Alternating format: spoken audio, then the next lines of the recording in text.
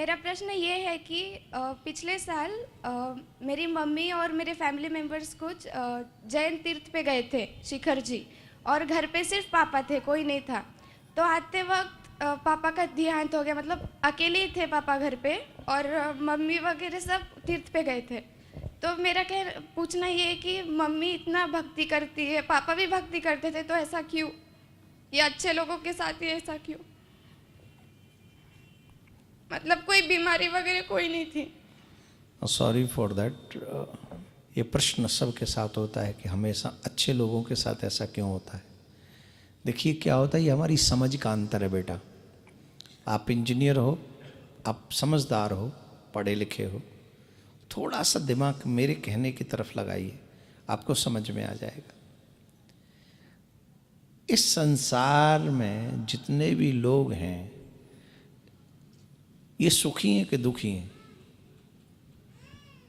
आप बताओ। दुखी है, कोई भी पूरी तरह से सुखी कोई नहीं है। कोई नहीं है।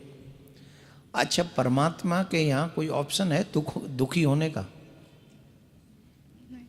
है?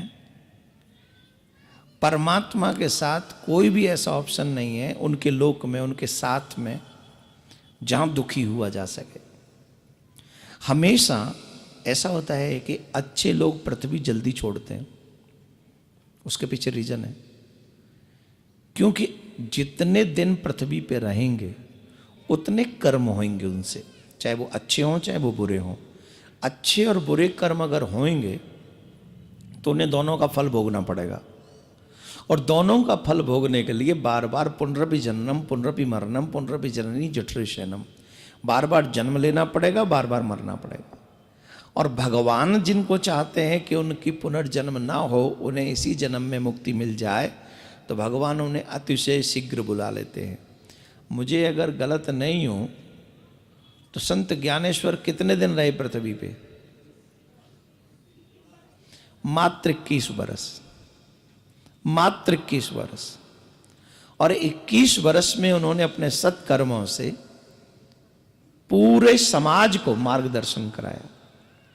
ये फर्क नहीं है कि तुम कितना जिए, फर्क इस बात से पड़ता है कि तुम कैसे जिए। आज तुम दुखी क्यों हो? क्योंकि तुम्हारे पापा अच्छे थे, वो धर्मात्मा थे, वो भगवान को मानने वाले थे। और उन्होंने धर्म किसके लिए किया? उन्होंने भक्ति किसके लिए की? उन्होंने भक्ति ही इसलिए की परमात्मा की प्राप्ति के लिए।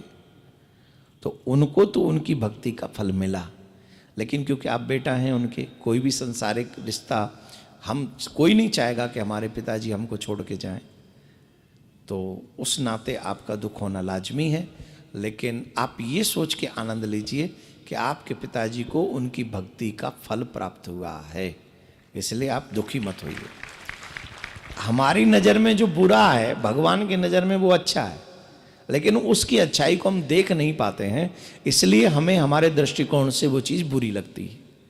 भगवान अच्छे लोगों के साथ अच्छा ही करता है, बुरे लोगों के साथ बुरा ही करता है, लेकिन हम में वो देखने की सामर्थ्य नहीं जो भगवान करता है। भगवान का जो करने का स्टाइल है वो हमेशा टिट फॉर टैट, जैसे को तो अच्छे को भगवान अच्छा ही करते हैं, हम वो नहीं देख सकते।